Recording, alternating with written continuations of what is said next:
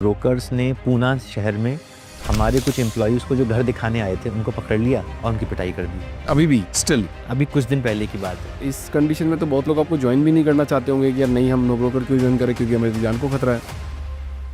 तो ऐसा क्या ट्रिगर पॉइंट है कि आपको बिजनेस ही करना एक मोटिवेशन बन गया आपकी लाइफ में? क्यों जॉब छोड़कर अपना बिजनेस किया, तो उसका मोटिवेशन यही था कि मुझे ऐसा लग रहा था कि कोई रिस्क नहीं ले रहा हूँ मैं लाइफ में। नो ब्रोकर के अलावा तो हमें कभी कोई ओरिजिनल आइडिया आया ही नहीं। अच्छा, आपने जब कंपनी की शुरुआत करी तो आपको गवर्नमेंट सपोर्ट कैसा था, लोकल सपोर्ट कैसा था? सपोर्ट तो ऐसा कुछ नहीं मिला हमको। हर एंटरप्रेन्योर के मन में एक ही सवाल होता है कि हम बहुत सारा पैसा उठाएं मार्केट से, पैसा उठाते जाए और उसको बर्न करते जाए, पर पैसा हम कमा नहीं पा रहे हैं, प्रॉफिट नहीं कमा पा रहे हैं। तो क्या हमको ये बर्निंग करनी चाहिए या फिर प्रॉफिट पे पहले ध्यान देना चाहिए या नहीं देना चाहिए? बिजनेस का तो पहला असूल ये है कि शुभ लाभ। अब लाभ ही नहीं हो रहा तो बिजनेस का फायदा क्या है? का ऑनेस्ट ओपिनियन देना, 10 minute delivery is it good for India और नॉट? अभी एक कंपनी और आई सर, कंपनी का नाम भी लेते हैं ब्लू स्मार्ट, और उसके बारे में इतनी बातें बोली जा रही है। आपके का क्या ओपिनियन है इसके बारे में? स्टार्टअप का होके तो हम शर्मिंदा ही हो सकते हैं इस बात के लिए, और अब क्या बोल सकते हैं। एक ही प्रोडक्ट से पैसे कमाना इट्स गुड क्या मतलब? मल्टीपल आप बिजनेस करना इट्स गुड, या फिर एक ही में फोकस करना इट्स गुड? जब कोविड आया, हमने रियल एस्टेट के अलावा फाइनेंशियल सर्विसेज और चीज़ें भी करी हुई थी। अगर हमने वो नहीं करी होती तो कोविड में बहुत चांस था कि नो ब्रोकर बंद हो जाता। आपका जो बिजनेस मॉडल है वो शायद वर्क फ्रॉम होम भी चल सकता था, पर आपने ऑफिस चूज की, आपको ऑफिस आना है। पर आजकल सब लोग तो वर्क फ्रॉम होम मांग रहे हैं, तो क्या वर्क फ्रॉम होम से एक्चुअली बिजनेस बनाया जा सकता है क्या इतना बड़ा? मेरा एडवाइस तो ये होगा कि अगर आप अफोर्ड कर सकते हो तो चाहे कॉफी शॉप में मिलो, लेकिन नए स्टार्टअप आइडिया के लिए फेस टू फेस मिलने से बहुत फायदे हैं। बेंगलोर तो बहुत ही स्टार्टअप फ्रेंडली शहर है, लेकिन फिर वो ब्रोकर आए और उन्होंने हमारे एम्प्लॉयज को मारना शुरू कर दिया। आपको लगा नहीं कि छोड़ देते हैं यार, ये तो बहुत कॉम्प्लिकेटेड हो गया बिजनेस?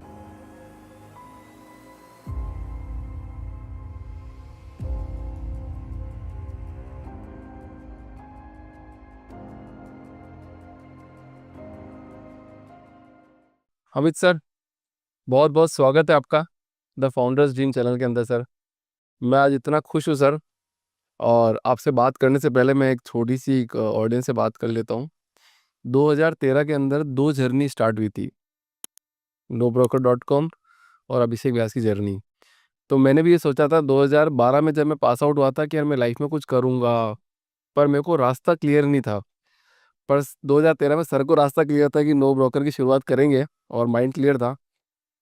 तो आज 2025 है और हम पॉडकास्ट की दुनिया में हैं। सर की बिलियन डॉलर की कंपनी है, 8,000 करोड़ की कंपनी कैसे बनाई जाए आज हम समझने की कोशिश करेंगे।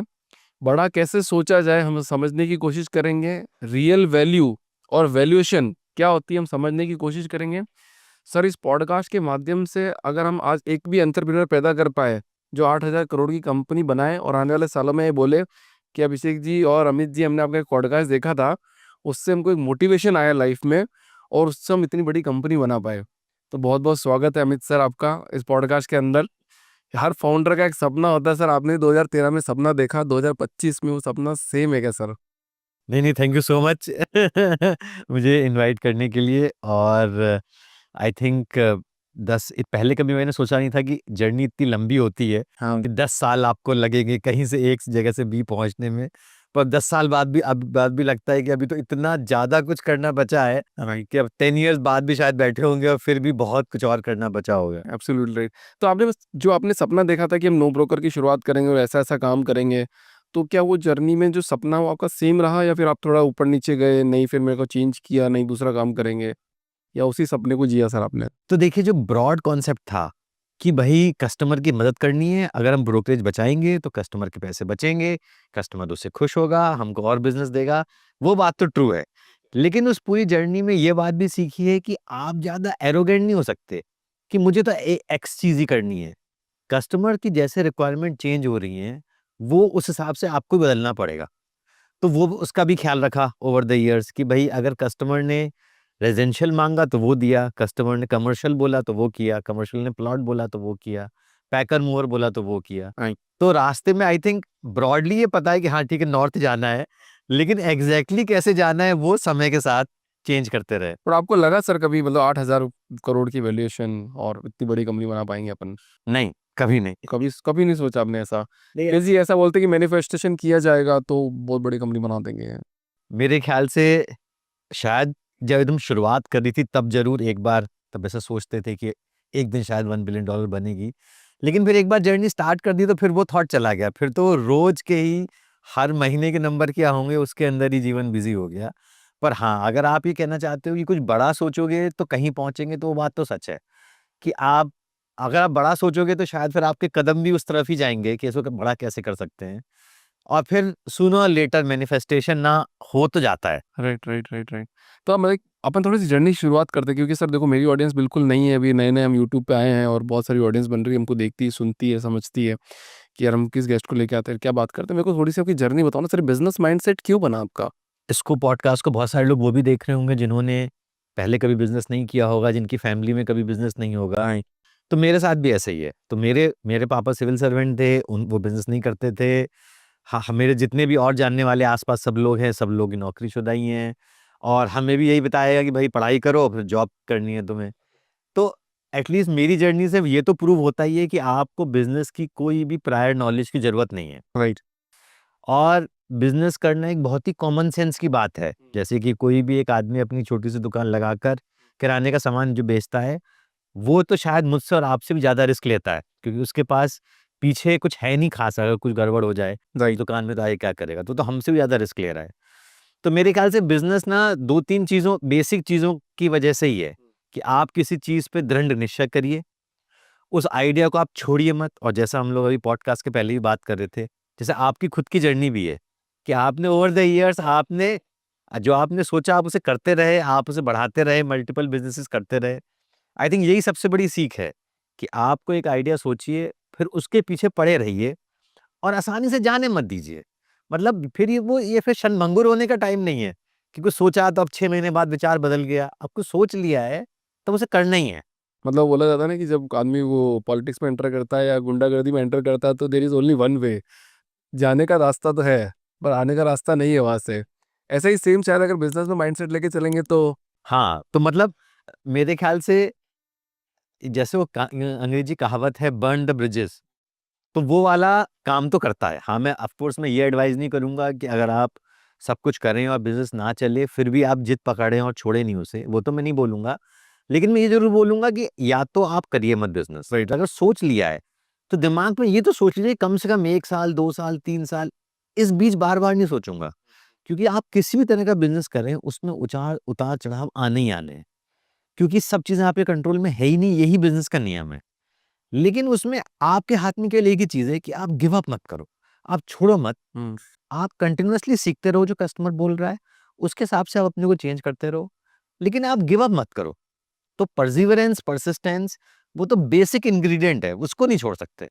फिर भी अपन एक बात करते हैं अमित सर, मतलब मेरे को जैसे अपना माइंडसेट शायद अपन करते-करते ऐसा हो गया, बट अब कुछ एक ट्रिगर पॉइंट आता है या फिर कुछ होता है कि जिसकी वजह से बिज़नेस में आदमी एंटर करता है कि नहीं यार मेरे को बिज़नेस करना है।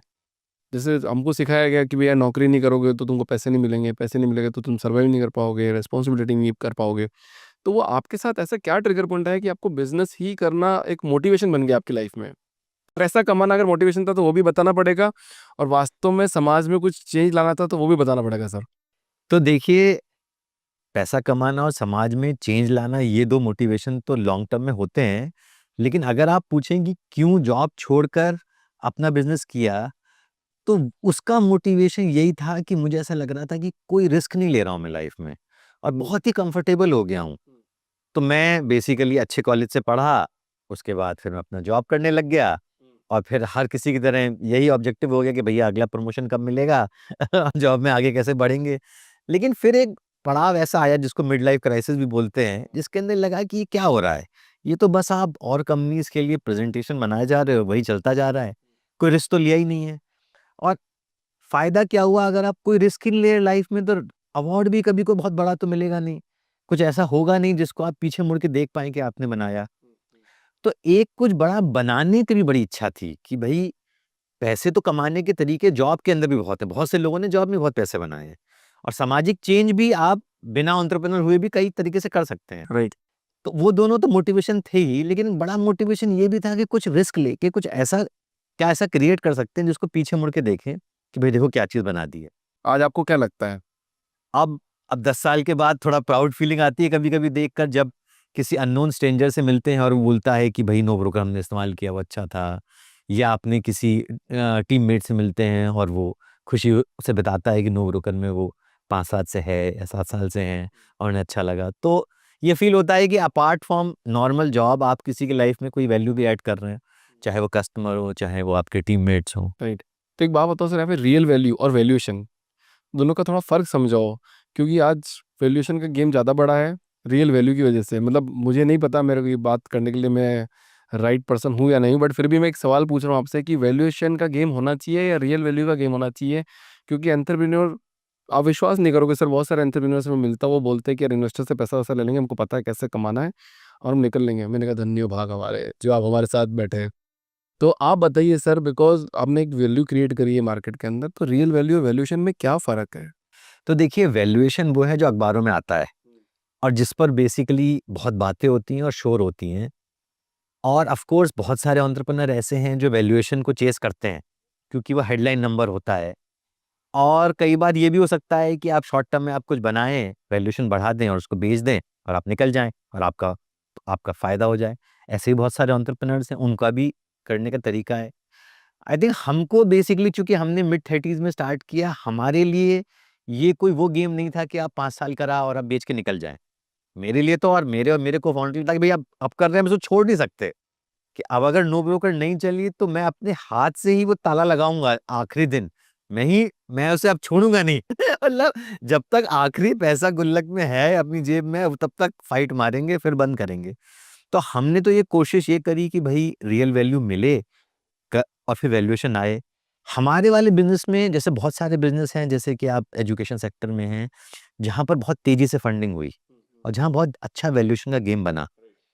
हमारा वाला तो बहुत ही टफ बिजनेस है, बिकॉज हमारा रियल एस्टेट बिजनेस है और रियल एस्टेट में पास्ट में 19 एकर्स, मैजिक ब्रेक, हाउसिंग, कोई भी बहुत बड़ा प्लेयर नहीं बन पाया right. In terms of value, in terms of valuation, ये नंबर्स। तो हमें तो कोई पैसे देता ही नहीं था और हमें कोई वैल्यूएशन भी नहीं देता था। सब मना कर देते थे आपको? हमें इंडिया में कोई देने को तैयार ही नहीं हुआ 5 साल तक। तो हमारे तो ऐसे किस्से हैं कि हम किसी कॉन्फ्रेंस में गए और हमने देखा कि अच्छा ये एक इन्वेस्टर है और इससे पैसे मांग सकते हैं, लेकिन वो बिजी है फोन पे। तो जब वो बाथरूम गया तो हम में से एक को फाउंडर उसके साथ बाथरूम गया उसके पीछे-पीछे और दूसरा बाहर खड़ा रहा।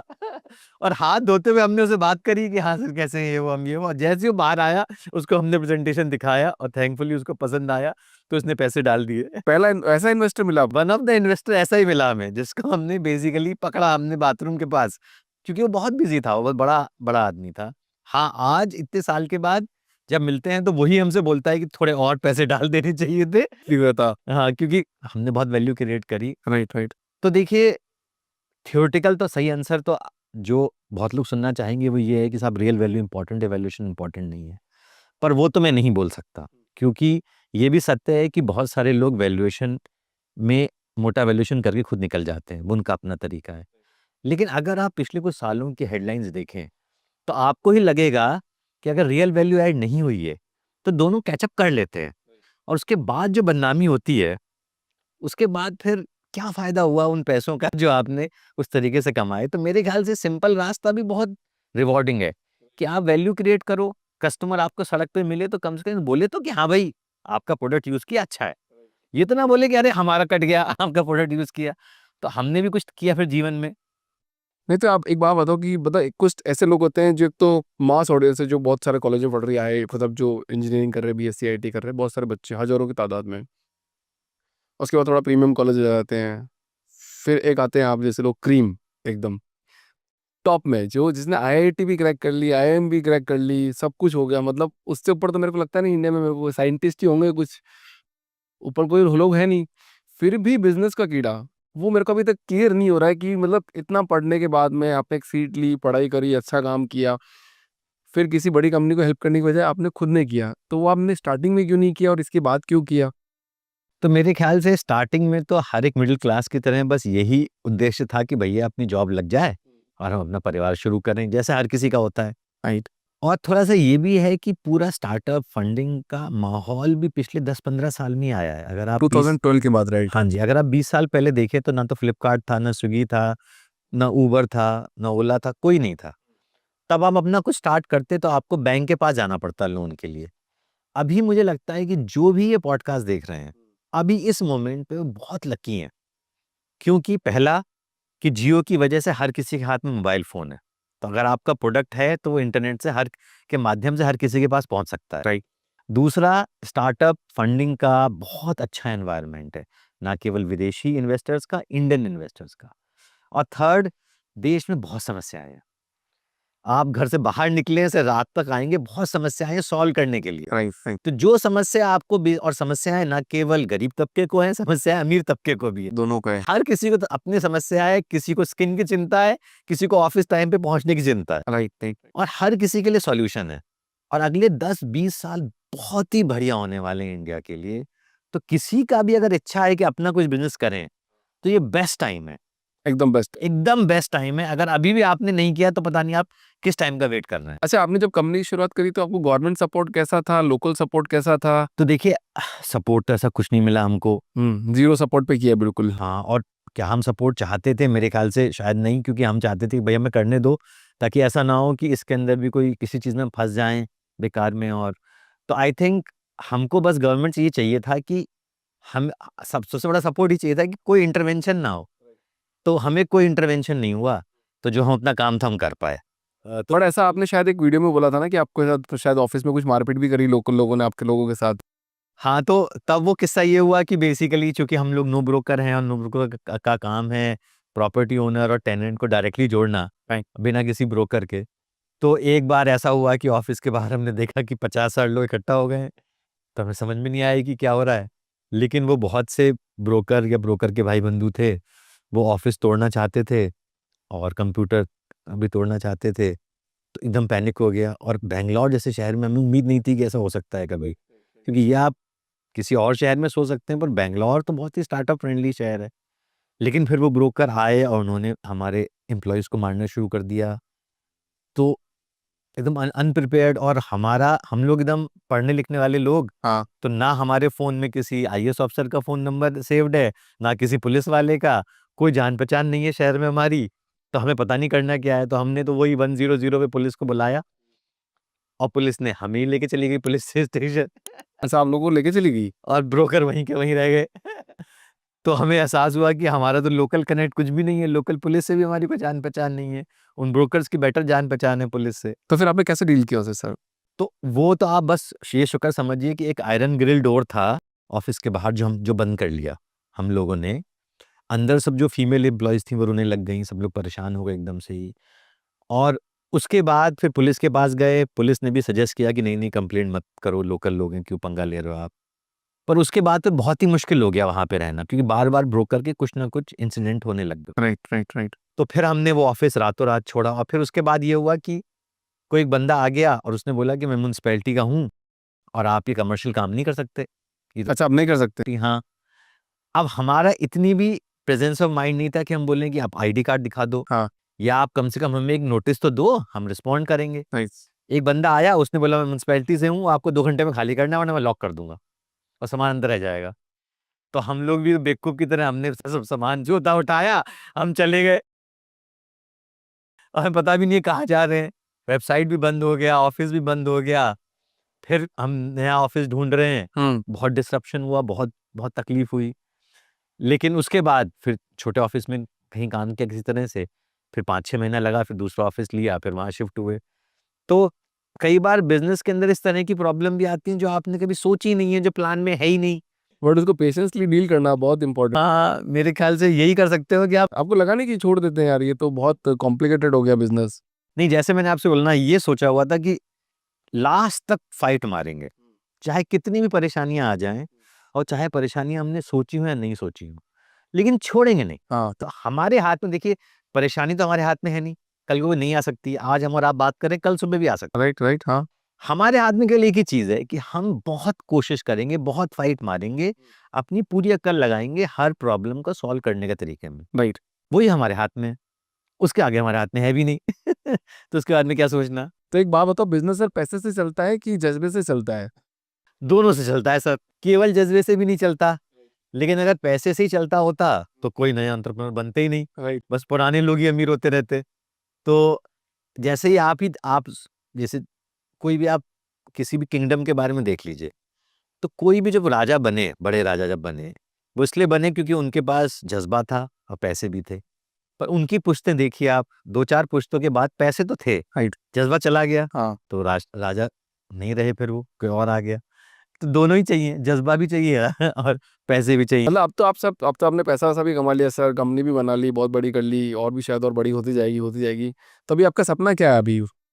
देखिए जी, सपना तो यही है कि आज से 5 साल बाद जब किसी से भी मिलें, तो उसने नो ब्रोकर सुना हो, होपफुली यूज़ किया हो, और एक ऑनेस्ट उनका ओपिनियन ये हो कि हाँ भाई, नो ब्रोकर कंपनी से हमें कुछ फ़ायदा हुआ। हाँ। हमारा कुछ ब्रोकरेज बचा, हमारी प्रिंटिंग में कुछ फ़ायदा हुआ, आपने हमारा पैकर मूवर कराया, जो भी आपने सर्विस ली।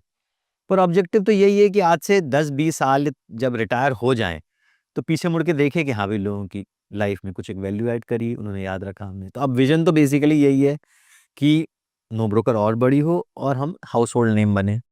हमेशा है ना, हर कोई भी बिज़नेस हो, जैसे मैं भी बिज़नेस करता हूँ तो 100% लेके चलते हैं, तो 100% में 60% कस्टमर ऐसे होते हैं जो अच्छे होते हैं और 40% कस्टमर जो आपको हमेशा नेगेटिव ही आपकी बुराई करते रहेंगे, यार इन्होंने तो ये सर्विस नहीं दी। शायद मेरे को लगता है आपको भी ऐसी हेट फेस करनी हो पड़ी होगी और जो भी बिज़नेस करता है उसको ऐसी हेट फेस करनी पड़ती है। तो वो हेट फेस को कैसे डील किया जाए? तो देखिए, जैसे मैं आपको अपना उदाहरण देता हूँ, हमारे यहाँ पे 5 से 6 लाख नए कस्टमर आते हैं पर मंथ। Per month. तो यानी आधा करोड़ से ऊपर नए कस्टमर पर ईयर आते हैं। अब 5 से 6 लाख कस्टमर का 1% होता है 5,000, 0.1% होता है 500। तो अगर 0.1% कस्टमर भी अनहैप्पी हों, तो मुझे दिन की कम से कम 15 ईमेल आएँगे नेगेटिव वाले। और इसको अगर आप साल, 2 साल, 5 साल जोड़ें, तो ये 3.5 करोड़ कस्टमर के बेस पर 1 लाख कस्टमर तो ऐसे होंगे ही जो आपसे अनहैप्पी हों। क्योंकि आप भी सीख ही रहे हो, आप भी बेटर करने की कोशिश ही कर रहे हो। अब देखिए, कुछ हद तक वो कस्टमर तो सही हैं ही, क्योंकि उनको वो नहीं मिला। कई बार ऐसा भी हो जाता है कि कस्टमर की एक्सपेक्टेशन कुछ ज़्यादा ही होती है, जो हम कभी भी सर्विस नहीं कर पाते। पर आई थिंक ये तो शायद बिज़नेस का नियम है कि आप 99% लोगों को खुश कर सकते हो और बचे हुए 1% में या तो आप कोशिश ही कर सकते हो। 100% तो आपको कभी कुछ नहीं मिल सकता है। ये बात मैंने जसडल में सीखी थी। मैं स्टार्टिंग में मैंने जब करियर स्टार्ट किया था बैंगलोर के अंदर, मैं आया था तो 2012 में मैं यहाँ पे 6 महीने के लिए थोड़ा आया था बैंगलोर के लिए और मैंने यहाँ पे काम थोड़ा बहुत किया। तो जसडल वाले के जो बॉस है मनी सर, तो वो उन्होंने जसडल एम्बेसडर प्रोग्राम बनाया था, हम बैठे थे, बात हो रही थी। तो उस प्रोग्राम में उन्होंने बोला था कि 60% कस्टमर ही हैप्पी होंगे, मान के चलो, 40% तुमको रोड पे गाली देंगे, उसको इग्नोर करो और आगे बढ़ो, तो तुम्हारी लाइफ एकदम सेट रहेगी, तब तुम जाके हमारी सर्विस सेल कर पाओगे, अदरवाइज नहीं कर पाओगे। तो शायद ऐसा ही होता होगा। नहीं, 40% तो नहीं, हमारी तो अच्छा मतलब हमारा ऑब्जेक्टिव तो उसको 1% से कम करना ही है, और वो है 1% से कम। तो मेरे ख्याल से वो बिज़नेस डिफरेंट है, हमारा वाला बिज़नेस डिफरेंट है। तो थैंकफुली वैसा सिचुएशन तो नहीं आई। पर हाँ, कोशिश तो लेकिन कंटिन्यूअसली यही होनी चाहिए कि कैसे वो 1% कस्टमर भी 0.5% बने, 0.25% बने। क्योंकि हम क्यों चाहते हुए चाहेंगे कस्टमर ना खुश हो? आपकी सबसे बड़ी लर्निंग क्या लाइफ की, इतनी बड़ी, इतने सालों की? Employee mindset versus entrepreneur mindset, क्या डिफरेंस रहा, क्या लर्निंग रही सर? तो जी, एम्प्लॉयी माइंडसेट में क्या है कि कुछ भी अगर बुरा हो जाए ना, तो आपके पास बहुत समय है दुखी होने के लिए। कि आप मेरा प्रमोशन नहीं हुआ, तो आप अपने दोस्तों को बताइए, अपनी बीवी को बताइए, आप कई दिन तक जो है सैड रह सकते हैं। एंटरप्रेन्योरशिप में समय नहीं है आपके पास सैड होने का। अगर आपके ऑफिस पे अभी कुछ दिन पहले ही हमारे यहाँ पे ऐसा हुआ कि ब्रोकर्स ने पूना शहर में हमारे कुछ एम्प्लॉइज़ को जो घर दिखाने आए थे, उनको पकड़ लिया और उनकी पिटाई कर दी। अभी भी स्टिल? अभी कुछ दिन पहले की बात है। और तो हुआ कैसा कि हमारा हमारा एम्प्लॉयी प्रॉपर्टी के अंदर आया और ब्रोकर ने पैसे दिए हुए थे सिक्योरिटी गार्ड को इन्फॉर्म करने के लिए, कि कोई भी आया तो बता देना। बता देना। तो जैसे ही वो हमारा बंदा आया, सिक्योरिटी गार्ड ने इन्फॉर्म कर दिया ब्रोकर को, ब्रोकर आ गए और कई ब्रोकर ने मिलके हमारे एम्प्लॉयी की बहुत पिटाई करी। और केवल एक बार नहीं हुआ ऐसा, 5-6 बार हुआ। फिर हम पुलिस के पास गए, पुलिस स्टेशन भी पहुँचे, तो भी ब्रोकर्स का पूरा हुजूम आया और उनकी इतनी हिम्मत थी कि वो पुलिस से बिल्कुल नहीं डरे। और हमारे जो एम्प्लॉइज़ थे वो इतना डरे हुए थे कि वो अपनी स्कूटर भी अंदर लेके नहीं आए कि हमारी स्कूटर का नंबर देख के बाद में परेशान ना करें। तो अभी भी ऐसे इंसिडेंट हो जाते हैं। अब ऐसे इंसिडेंट होगा तो आपके पास दुखी होने का समय नहीं है। आप तुरंत अगला स्टेप सोचिए, अब करना क्या है? तो अच्छा, अगला स्टेप ये करना है कि हमें अपने लोगों की हेल्प करनी है, हमें लॉयर प्रोवाइड करना है। तो एंटरप्रेन्योरशिप और एम्प्लॉयी में ये है कि भाई एम्प्लॉई में आपके पास बहुत समय है किसी भी चीज़ पे सोचने का, एंटरप्रेन्योर में समय नहीं, बिकॉज़ आप रिस्पॉन्सिबल हो 10 लोगों के लिए और। तो आप फटाफट सोचो, आगे बढ़ो। आप सैडनेस और हैप्पीनेस में ज़्यादा देर बिज़ी नहीं हो सकते हैं। तो फिर आप हेल्प कैसे करते हो? मतलब क्योंकि ऐसा इस कंडीशन में तो बहुत लोग आपको जॉइन भी नहीं करना चाहते होंगे कि यार नहीं, हम नो ब्रोकर क्यों जॉइन करें, क्योंकि हमारी तो जान को खतरा है। तो ऐसे केस में हमारा रूल ये रहता है कि इनफाइनाइट सपोर्ट दो, जो भी आप कर सकते हो। तो यानी कि कुछ भी, पैसे तो एक बहुत छोटी चीज़ आप कर सकते हो, पर किसी भी तरह की इनकन्वीनियंस हुई, किसी भी तरह का कोई नुकसान हुआ, वो आप पूरा दो। इंश्योरेंस कवर मल्टीप्लाई कर दो, पूरा लॉयर की फ़ौज वहाँ पहुँचा दो। तुरंत फ्लाई करके आप खुद जाओ, लोगों को सपोर्ट करो। जो एक्शन ले सकते हो ब्रोकर्स के अगेंस्ट वो लो। ब्रोकर वाले के से भी मिलो, उसको बोलो कि भाई ये बिल्कुल नहीं चलेगा। तो अपने हाथ में आप जो कुछ भी आप वो करो, और जनरली ऐसा करते हो तो फिर बेसिकली हो जाता है। तो मतलब आपको डर वर नहीं लगता है? देखिए, डर तो लगता ही है, क्योंकि अगर कोई आपको पीटने आ जाए तो क्यों नहीं डर लगेगा? तो डर तो लगता ही है, लेकिन अब बिज़नेस में यही है कि बिज़नेस के अंदर हर चीज़ आप प्रेडिक्ट नहीं कर सकते कि फ्यूचर में क्या होने वाला है। तो थोड़ा बहुत ऊपर-नीचे तो होगा, उसके लिए तैयार होना ही पड़ेगा। तो लोगों का सवाल तो यहाँ पे ये आएगा ना कि सर आपको शायद फेस करना भी पड़ता होगा, नो ब्रोकर, जहाँ आप ब्रोकिंग फीस नहीं ले रहे, तो आपको भी पैसे कमाने होंगे। करेक्ट। तो आप लोग कैसे पैसे कमाओगे? हुआ ये कि शुरुआत के अंदर तो प्लेटफ़ॉर्म फ्री था, लेकिन उसके बाद चूँकि हमें भी अपने लोगों को पैसे देने हैं, तो हमने फिर क्या किया कि अच्छा देखिए, ब्रोकर जो है ना, वो सपोज़ आपसे ₹25,000 के मंथली भाड़े वाले घर पे ₹25,000 लेता है, 1 मंथ का रेंट लेता है। हम आपसे ₹2,000 लेंगे, या ₹1,000 लेंगे, ₹2,500 लेंगे, वो भी स्वेच्छा से। राइट। अगर आप दोगे तो आपको एक्स्ट्रा सर्विसेज़ मिलेंगी, वरना आपको नॉर्मल सर्विसेज़ मिलेंगी। तो हमने ऐसे à la carte प्रोग्राम किया कि अगर मान लीजिए आपकी प्रॉपर्टी है, आपको फ्री में ही पोस्ट करनी है नो ब्रोकर पे, तो आप कर दीजिए। लेकिन अब बहुत सारी प्रॉपर्टी हो गई हैं, आपको चाहिए कि टॉप पे आ जाए ताकि मुझे ज़्यादा क्लिक्स आ जाएँ। तो हमने बोला आप हमें बेसिक फ्लैट फीस दे दीजिए, तो हम उसे टॉप पे कर देंगे। फिर उसके बाद लोगों ने बोला कि अच्छा रेंटल एग्रीमेंट का क्या होगा? वो कौन कराएगा? तो हमने कहा हाँ, वो हम करा देंगे, उसके लिए हम जो जो ज़ कोई भी आदमी फीस लेता वो ले लेता। फिर हमने उसमें टेक्नोलॉजी डाल दी कि जैसे बॉम्बे में रेंटल एग्रीमेंट के लिए आपको जाना पड़ता है गवर्नमेंट ऑफिस, यहाँ नहीं जाना पड़ेगा, घर बैठे ही लैपटॉप पर वो आ जाएगा बंदा। फिर पैकर मूवर लोगों ने बोला कि भाई हमें घर शिफ्ट करना है। पैकर मूवर की एक ही 2 ब्रांड्स हैं जो अवेलेबल हैं कंट्री में। जो अगर मैं आपसे पूछूँ भी कि बताइए पैकर मूवर फेमस, आप मुझे मैक्सिमम 3 बता पाएँगे। और वो तीनों जो प्लेयर हैं ना, वो तीनों इंटरसिटी प्लेयर हैं, इंट्रासिटी नहीं है। वो आपका सामान यहाँ से, जबकि 80% जो मूवमेंट्स हैं, वो विदिन अ सिटी हैं। विद इन सिटी होती है, राइट? तो आपके पास कस्टमर्स हैं, बोला कोई ब्रांड है ही नहीं हमारे पास, कैसे करें, किस पे भरोसा करें? तो फिर वो काम हम लोगों ने किया। तो हमारे ट्रक नहीं है, लेकिन हम सॉर्ट करते हैं कि कौन से अच्छे वेंडर्स हैं।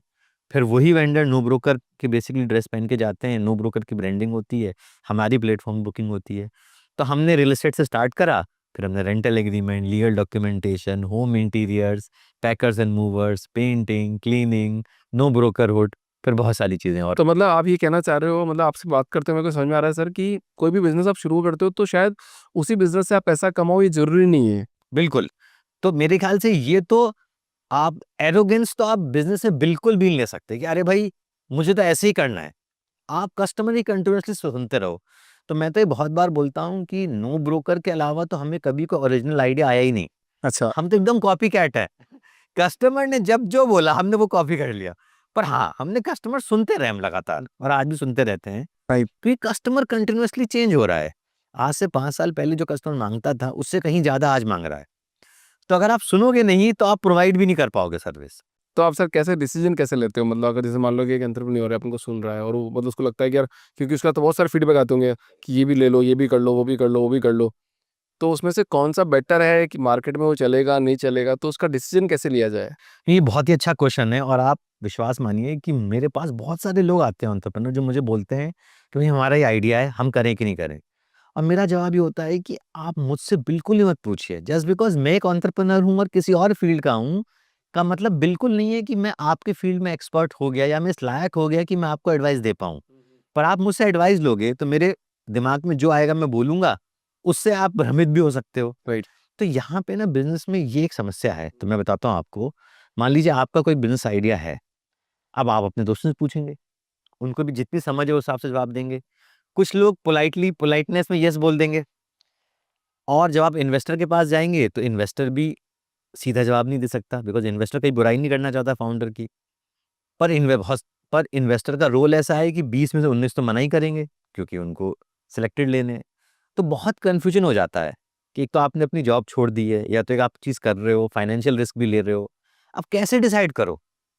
तो इसका एक ही आंसर है, उस कस्टमर के पास जाओ, क्योंकि वो कस्टमर ना आपसे एकदम ऑनेस्ट जवाब देगा।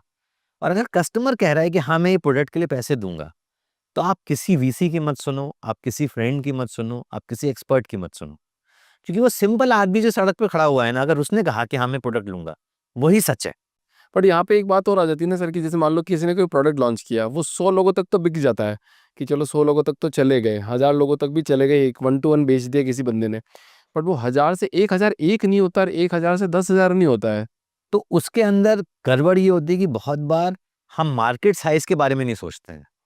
तो ये आपने बात एकदम ठीक बोली है। हम कोई बहुत छोटा सा एक प्रॉब्लम ले लेते हैं जो हमने कहीं देखी है, और हम शुरू हो जाते हैं। पर जितना बड़ा मार्केट साइज होगा, उतना हायर चांस है कि आप कहीं ना कहीं सफल हो जाएंगे।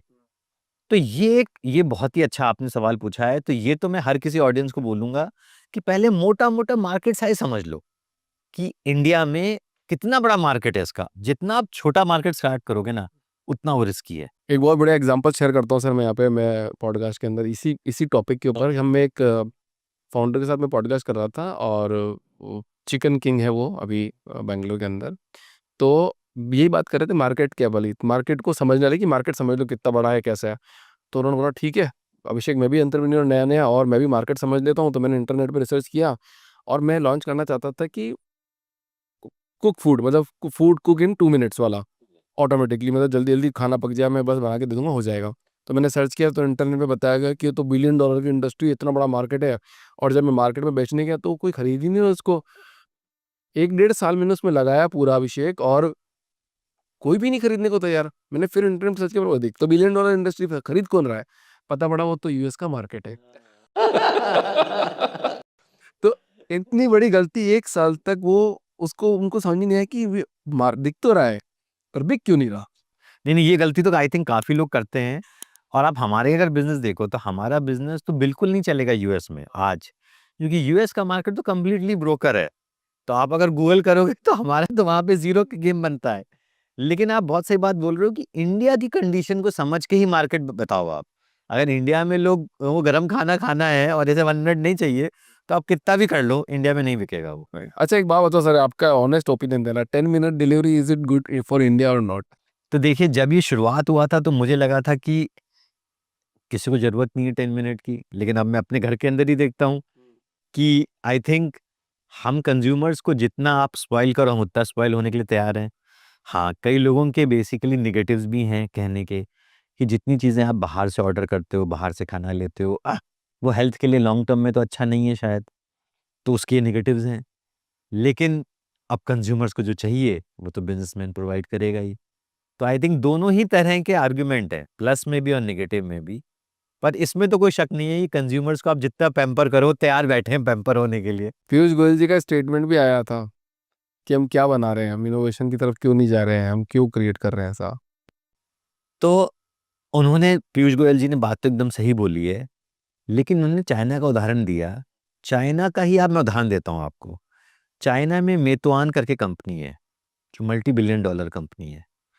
उसने फूड डिलीवरी सबसे पहले शुरू किया था। तो अगर चाइना की भी आप मैच्योरिटी देखें, तो वहां भी सबसे पहले फूड डिलीवरी, ट्रांसपोर्टेशन, यही चीजें हुई। बाद में सुपर कंडक्टर ईवी आया। आप देखिए, टिकटॉक जो है, one of the most addictive platforms है। पता नहीं समाज से कितना भला हो रहा है, पर एडिक्टिव तो प्लेटफॉर्म है।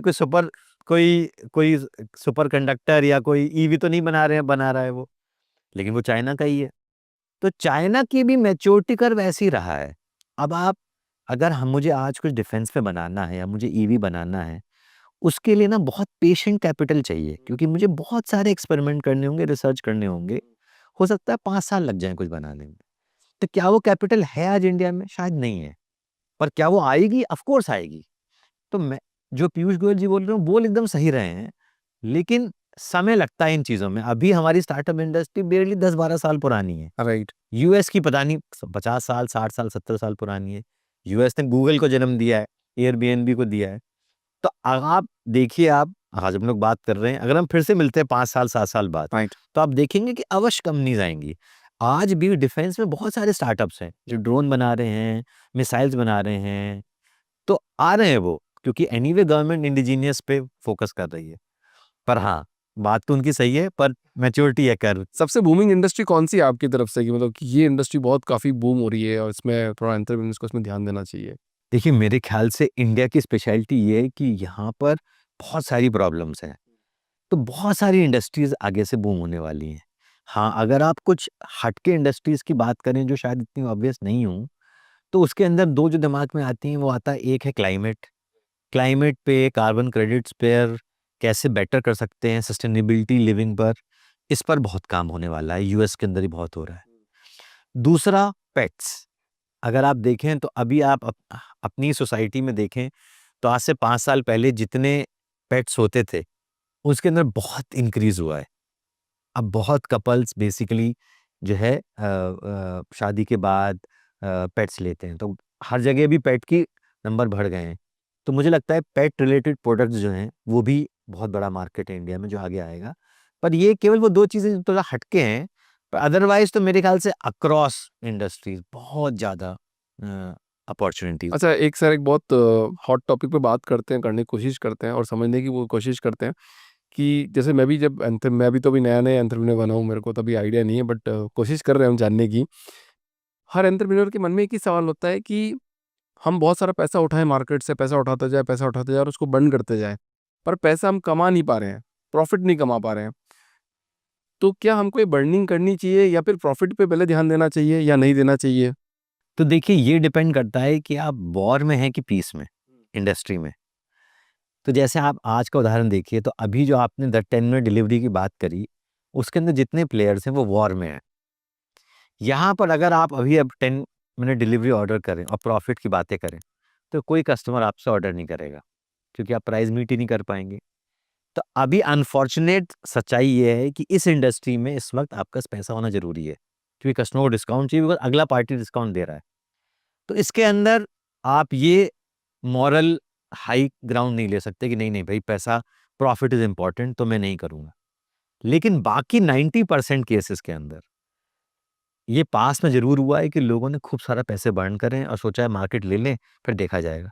पर आपने ही खुद ही आपने अपनी आंखों से देखा उनका क्या हाल हुआ है। Right, right, right. तो देखिए, 90% केस में तो ये स्ट्रैटेजी काम नहीं करती, कि अगर आप, क्योंकि आपकी कंपनी को भी बुरी आदत पड़ जाती है, कस्टमर को भी बुरी आदत पड़ जाती है, आपके टीममेट्स और एम्प्लॉइज़ को भी खराब आदत पड़ जाती है।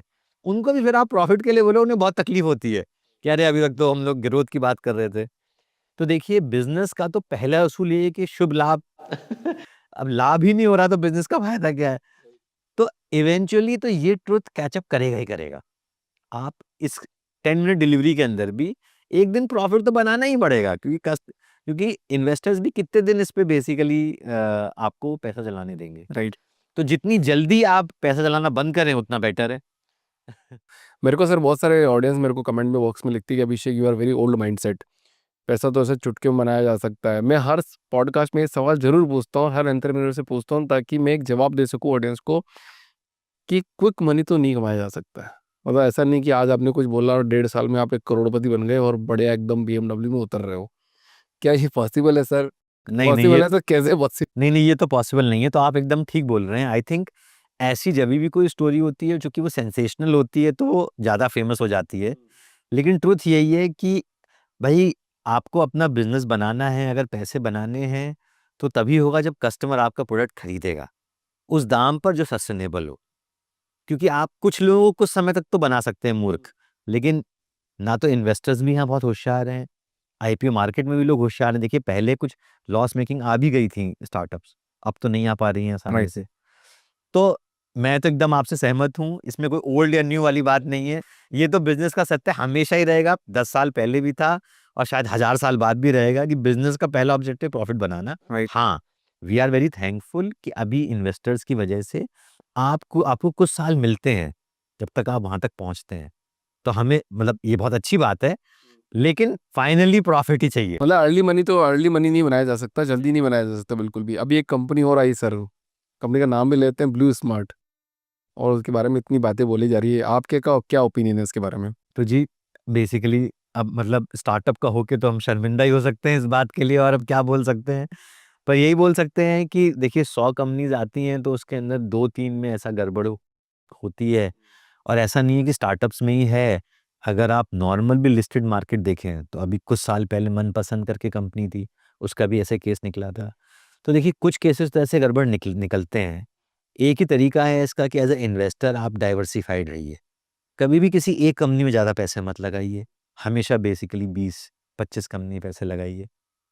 और एज ए एंटरप्रेन्योर अगर आप बिजनेस करना चाहते हैं तो ऐसे केसेस को देख के सोचिए कि क्या आप चाहेंगे कि आपका नाम आए अखबार में इस तरह से। और अगर आप नहीं चाहते हैं तो कभी भी ऐसा सोचिए भी मत ऐसा कुछ करने का। यहाँ तो मतलब बहुत लोग जैसे बहुत स्मॉल स्मॉल स्टार्टअप है, तो उनको लोन लेने के लिए भारी पड़ता है कि यार मेरे को लोन मिले तो मिले कैसे बैंकों से। वो तो कोलेटरल मांगते हैं कि अब या तो ज़मीन रखो, घर रखो, उनके पास तो घर भी नहीं है, ज़मीन भी नहीं है। पर यहाँ पर ऐसा देखा जाता है कि 9,000 करोड़ का फंड मिल जाता है विदाउट कोलेटरल। तो ये सिनेरियो होता क्यों है सर? मतलब समझने की थोड़ी कोशिश करते हैं। तो देखिए शुरुआत में जो ऐसी कंपनीज हैं वो थोड़ा ओवर प्रॉमिस कर देती हैं, हाँ। तो लोगों ने भी ठीक से एनालिसिस नहीं किया पर दे दिया। लेकिन आप ये मत देखिए कि कैसे इनको पैसे मिल गए, आप ये देखिए कि अंत क्या हो रहा है। अच्छा। तो अंत तो अच्छा नहीं हो रहा ना, कहीं ईडी पीछे पड़ी होगी, कहीं पे कोर्ट केस हो रहे होंगे। तो ये सब करने क्या फ़ायदा? इससे थोड़ा कम कमा लीजिए पैसे, लेकिन वो ऐसे हों जिससे जो आपने अपनी मेहनत से कमाए हों, जिसको लेके आप खुशी से बोल सकें मेरा अचीवमेंट है। तो देखिए 100 में से 1-2 केस तो हमेशा गड़बड़ होंगे, पर मैं बोलूँगा कि बाकी 98 केस देखिए राइट। और आप अच्छे तरीके से कस्टमर की हेल्प करके भी गुड मनी कमा सकते हैं। तो फिर वो रास्ता ज़्यादा आसान है शायद। पर एक और चीज़ बताओ सर कि मतलब एक ही प्रोडक्ट से पैसे कमाना इट्स गुड क्या? मतलब या मल्टीपल आप बिज़नेस करना इट्स गुड, या फिर एक ही में फ़ोकस करना इट्स गुड? तो जैसे हम लोग थोड़ी देर पहले बात कर रहे थे और आप बता रहे थे जैसे आपके मल्टीपल बिज़नेसेस हैं। तो देखिए मैं आईआईएम अहमदाबाद से पढ़ा हूँ और वहाँ पे बहुत बार मार्केटिंग प्रोफ़ेसर ये बोलते हैं कि स्पेशलाइज़ेशन करो, एक ही चीज़ पकड़ो। हुँ। देखिए मेरा तो एक्सपीरियंस ये दिखाता है कि ये सब करने की इतनी लग्ज़री तो नहीं है मेरे पास। एज़ अ बिज़नेसमैन तो आपको जो मिल रहा है वो आप करो। जो चीज़ एज़ लॉन्ग एज़ आप एक कस्टमर को सही प्राइस पे सही सर्विस दे पा रहे हो और वो ले रहा है, आपको करते रहना चाहिए। क्योंकि देखिए जब कोविड आया, हमने रियल एस्टेट के अलावा फाइनेंशियल सर्विसेज़ और चीज़ें भी करी हुई थी। अगर हमने वो नहीं करी होती, तो कोविड में बहुत चांस था कि नो ब्रोकर बंद हो जाती। क्योंकि हम केवल एक ही बिज़नेस पे ओवर डिपेंडेंट हो गए थे। जब लोग घर से निकल ही नहीं पा रहे हैं, तो घर कैसे देखेंगे, घर कैसे चेंज करेंगे? Right, right. लेकिन चूँकि हमारे और बिज़नेसेस थे, तो हमने पूरा पीरियड सर्वाइव कर लिया। इनफैक्ट कोविड के बाद हम लोग और स्ट्रॉन्ग निकले। तो मैं ये बोलूँगा कि आप इसके अंदर ज़रा भी अहंकार मत लीजिए कि मैंने ना ये बिज़नेस खोला है तो यही करूँगा। राइट। समय जो आपको अपॉर्च्युनिटी दे रहा है, हाँ, वो लेते चलिए। अपने आप से होता चला जाएगा। हाँ, हाँ। अच्छा, एक बिज़नेस का लॉन्ग टर्म तक सस्टेन करना मतलब कितना इम्पोर्टेंट है आपको? मतलब कुछ भी हो रहा है, नहीं हो रहा है, तो एक लॉन्ग टर्म तक आपको बने रहना, वो ज़्यादा ज़रूरी है या नहीं है? तो अगर आप ज़ूम आउट करके देखें, तो आप कोई उद्यम कर रहे हैं, उसके अंदर आप कोशिश कर रहे हैं, पर कुछ समय लगेगा कस्टमर्स को आपको जानने में। बीच में कुछ इस तरह की प्रॉब्लम आएँगी जो आपने सोची भी नहीं होंगी। अगर आप शॉर्ट टर्म लेंगे, तो बहुत बड़ा चांस है कि फेल हो जाएँगे। लेकिन अगर आप लंबा लेंगे, टाइम होराइज़न, तो ये जितने ऊबड़-खाबड़ रास्ते हैं ना, ये सब स्मूथन आउट हो जाएँगे। अब जब हम लोग की बात कर रहे थे, तो हम लोग कंपाउंडिंग की बात कर रहे हैं कि अगर आप रोज़ सुबह उठ के अपने बिज़नेस में कंट्रीब्यूट कर रहे हैं, तो पहले दिन कुछ दिखाई नहीं देगा। लेकिन 2 साल बाद जब आप पीछे मुड़ के देखेंगे, तो रोज़ कंपाउंड करते-करते आपने बहुत कुछ बड़ा बना दिया होगा। Right, right. तो मेरे ख्याल से आप इसमें उतरिए तो ये सोच के उतरिए कि भई कई साल करेंगे और कुछ बड़ा बनाएँगे और अपने हाथ में तो कोशिश है, तो कोशिश रोज़ करेंगे। ये शार्क टैंक देख के आप ये मत सोचिए कि हाँ, मैं जाऊँगा और मैं कुछ प्रेज़ेंट करूँगा और मुझे फंडिंग मिल जाएगी या फिर मैं टीवी पे आऊँगा। वो सब सही है। अच्छा, आप बताओ, आप शार्क टैंक में कब जा रहे हो जज बन के? नहीं, नहीं, नहीं। कभी आपको मौका पड़े वहाँ जाने का, शार्क टैंक में जज बनने का? तो देखिए वो तो मुझे पता नहीं है, पर बस मैं इतना बोलना चाहूँगा कि शार्क टैंक एक टीवी शो है, हाँ। उसको देख उससे आप अच्छी चीज़ें सीखिए। अच्छी चीज़ें आप ये सीखिए कि देश में अलग-अलग तरह के बिज़नेसेस आ सकते हैं और अच्छा बिज़नेस है तो उसको फंडिंग मिलेगी। उससे ये लर्निंग मत लीजिए कि ये करना आसान है। आसान तो कुछ भी नहीं है। जो लोग वहाँ पहुँचे भी हैं उसके पीछे आपको वो लोग नहीं दिख रहे जो 99% लोग जो शार्क टैंक में नहीं पहुँच पाए। तो जो भी वहाँ पहुँचे मेहनत से ही पहुँचे हैं, तो रास्ता आसान नहीं है। लेकिन बहुत रिवॉर्डिंग है। अगर आप, क्योंकि फिर आपको कोई बॉस नहीं है, आप जो कर रहे हैं कोई फेवरेटिज्म नहीं है, कोई पॉलिटिक्स नहीं है, जो आप करेंगे आपके पुरुषार्थ का रिजल्ट आपको ही मिलेगा, आगे मिले पीछे मिले, पर पुरुषार्थ करना आपका काम है, तो वो आप करिए और बाकी सब जो है भगवान की कृपा से अच्छा ही होता है। अभी सर एक चीज़ और आ रही कि ना, आपका जो बिजनेस है, बिजनेस मॉडल है, वो शायद वर्क फ्रॉम होम भी चल सकता था। मतलब मुझे अगर ऐसे जूम आउट करके देखूं मैं, तो शायद आप सब लोग वर्क होम घर पे भी होते तो सब कोऑर्डिनेट करके आप कर सकते थे, पर आपने ऑफिस चूज की कि आपको ऑफिस आना है। पर आजकल सब लोग तो वर्क फ्रॉम होम मांग रहे हैं, तो क्या वर्क फ्रॉम होम से एक्चुअली बिजनेस बनाया जा सकता है क्या इतना बड़ा? देखिए, वर्क फ्रॉम होम बहुत अच्छा काम करता है, अगर आपको पता है कि एग्जैक्टली क्या चीज़ करनी है, हम्म। तो रास्ता एकदम क्लियर है, उसको बस एग्जीक्यूट करना है, तो वर्क फ्रॉम बहुत बहुत अच्छा है। पर कई बार तो जैसे स्टार्टअप में भी, नो ब्रोकर के शुरुआत में भी सब वर्क फ्रॉम होम था, पर वो इसलिए नहीं था कि हम चाहते थे, वो इसलिए था बस पैसे ही नहीं थे। तो जब कंपनी रजिस्टर नहीं हुई है, केवल वेबसाइट है या पैसे है ही नहीं, ऑफिस के पैसे थे ही नहीं, तो मैं क्या करता था कि मैं बेसिकली फ़ोन करके जो महिलाएँ होती थी अलग-अलग शहर में, उनको मैं कॉल करता था, उनको मैं ट्रेन करता था फ़ोन पे, फिर वो हमारे कॉल सेंटर के फ़ोन वो उठाती थी, कोई मैसूर से, कोई हुबली से, और वो बहुत अच्छा चला। पर जब पैसे थोड़े बहुत आ गए और ऑफ़िस हमने स्टार्ट करा, तो फिर हम ये चाहते हैं कि चूँकि हम जो कर रहे हैं, वो कंप्लीटली नया है और हमें पता नहीं अब करना क्या है। तो अगर 4 लोग मिलके बैठेंगे सामने, तो 4 आइडिया आएँगे, फिर कुछ ट्राई कर पाएँगे। तो दोनों के ही प्लस माइनस हैं। घर में फ़ायदा ये है कि आपको इंडिया में से कहीं वर्ल्ड में से कोई भी टैलेंट मिल सकता है। आप जम्मू-कश्मीर के किसी आदमी से बात कर सकते हो, आप अमेरिकन से बात कर सकते हो। ऑफ़िस का फ़ायदा ये है कि अगर आप कुछ नया कर रहे हो, जिसका रास्ता फिक्स नहीं हुआ है, तो आप ब्रेनस्टॉर्म कर सकते हो। चांस एनकाउंटर्स के अंदर नए आइडिया आ सकते हैं। तो स्टार्टअप के लिए तो बहुत ज़रूरी है।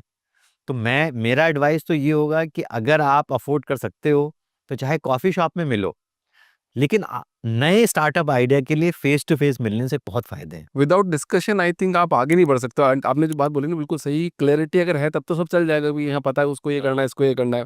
बट अगर क्लियरिटी नहीं है, तो वो आपको बैठ के सामने बात करनी ही पड़ेगी। क्योंकि आप वो ब्रेनस्टॉर्मिंग ज़्यादा है, वो ऐसा नहीं है कि बस एग्ज़ीक्यूट कर दो। राइट। तो वो स्टार्टअप में तो मुझे लगता है, और बहुत सारे घनिष्ठ संबंध भी बनते हैं जब आप आमने-सामने होते हैं।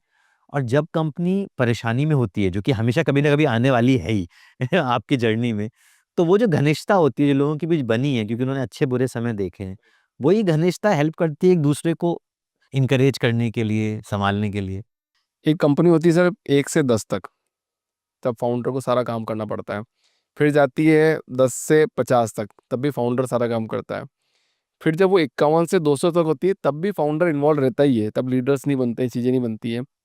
तो एक फाउंडर को कब काम करना छोड़ देना चाहिए? ऐसा आजकल बहुत सारे मेंटर्स बोल रहे हैं कि भैया कि you don't need to work. आपने छोड़ दिया क्या, पहले बताओ? तो देखिए, छोड़ तो आप कभी नहीं पाएँगे, क्योंकि आपने कि योर बेबी टाइप का है। लेकिन थैंकफुली मेरे केस में ये हुआ कि मैंने अपने बारे में डिस्कवर करा कि मुझे माइक्रो मैनेजमेंट पसंद नहीं है। और मुझे बड़ी खुशी महसूस होती है पर्सनली, जब मेरा कोई टीममेट कोई बड़ी चीज़ कर लेता है बिना मेरे इन्वॉल्वमेंट के। तो ये हर किसी की सेल्फ डिस्कवरी है। और फिर मैंने, तो जैसे अगर आप, जैसे मैं बिज़नेस टीम देखता हूँ, तो बिज़नेस टीम में हम एक लीडर से हमने स्टार्ट किया, आज हमारे पास 80 लीडर हैं करीब। आज तक किसी ने रिज़ाइन नहीं किया है। वाओ! हो सकता है कि कोई, किसी की शादी हो गई हो तो वो लड़की चली गई हो, या किसी ने एमबीए के लिए चली गई, तो मैं वो केसेस छोड़ा हूँ। बट रेयरली किसी ने रिज़ाइन किया है। उसका रीज़न यही है कि जैसे ही कोई आता है, हम उसे एक फंक्शन दे देते हैं, वो उस फंक्शन का हेड हो जाता है, और पूरा विज़न, मिशन, फ्यूचर उसी बंदे का है। तो अगर मान लीजिए मैंने आपको पेंटिंग का हेड बना दिया है, तो पेंटिंग के बाद में केवल आप सोचोगे, और मेरी आपसे महीने में 1 बार बात हुई, कहाँ जा रहे हो, बस। तो मेरी लर्निंग तो ये है कि अगर आप अपनी ही कंपनी में और एंटरप्रेन्योर्स बना सकें, तो कंपनी बहुत बड़ी बन सकती है। क्योंकि तब एक अभिषेक या एक अमित की जगह 10 अभिषेक, 10 अमित हो जाएँगे। और अगर आप अपने से भी होशियार लोगों को अपने साथ जोड़ सकें, तो जो आपकी कमियाँ हैं, वो कमियाँ वो पूरी कर देंगे। तो मेरा मानना तो यही है कि अगर आपको 1 से 10 के बाद 10 से 1000 की जर्नी करनी है, तो फिर आपको अपना अहंकार छोड़ना पड़ेगा। ये जो अहंकार है कि भई मैंने बनाया, मेरी कंपनी है और मुझे सही पता है, वो अहंकार छोड़े बिना आप कोई बहुत बड़ा काम तो नहीं कर सकते, मुश्किल है बहुत। क्योंकि क्योंकि फिर आपको हर चीज़ में आपको इन्वॉल्व होना है। अगर आपको ये कहना है कि भाई ऐप में जो बटन का कलर क्या होगा वो भी मैं ही डिसाइड करूँगा, तो सब काम रुका रहेगा जब तक कि आप आएँगे नहीं। Right, right. और फिर ऐसे केस में आपकी कंपनी में वही लोग काम करेंगे जो येस मैन है, क्योंकि वही चल रहा है, जो आप बॉस की येस बोल रहा है उसका ही चल रहा है। तो ऐसे केस में बड़ी कंपनी बनाना बहुत ही मुश्किल हो जाता है। तो मैं बोलूँगा कि इसको बजाय इसके कि मैं इसे कोई मॉरल या एथिकल डिस्कशन देखूँ, मैं तो एक बिज़नेस डिस्कशन की तरह पूछ रहा हूँ राइट। कि अगर आपकी एक दुकान है और आपको 20 दुकानें करनी है, तो क्या आप 19 दुकानों में सीसीटीवी कैमरा लगा के चलाना चाहते हैं?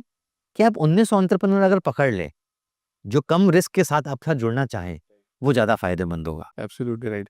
मेरा भी ऐसा ही मानना है सर, मतलब आप कब तक आप सब चीज़ें कंट्रोल नहीं कर सकते, चाहे कुछ भी हो जाए। कभी जैसे मैं भी बहुत सारे क्लाइंट हैंडल करते हैं, 300 क्लाइंट हो गए, 400 हो गए, आप सबसे कितना बात कर पाओगे? अब मैं बोलता हूँ कि यार ये सामने वाले बंदे ने आपकी ज़िम्मेदारी ली है, अगर ये जितना कर सकता है उतना ही कर हाँ, पाएगा। उसके बियॉन्ड तो अभी मैं भी आ जाऊँ तो भी क्या कर लूँगा? रोकने अभिषेक जी आप आओ, आपको आना पड़ेगा। मैंने कहा मैं कुछ भी नहीं कर सकता। देखो आपको लग रहा है कि नहीं हो रहा है, तो ठीक है स्किप करते हैं यार, आगे बढ़ेंगे। आप भी आगे बढ़ो, मैं भी आगे बढ़ूँ, क्योंकि आपकी साँठ-गाँठ होना ज़्यादा ज़रूरी है उस बंदे के साथ में।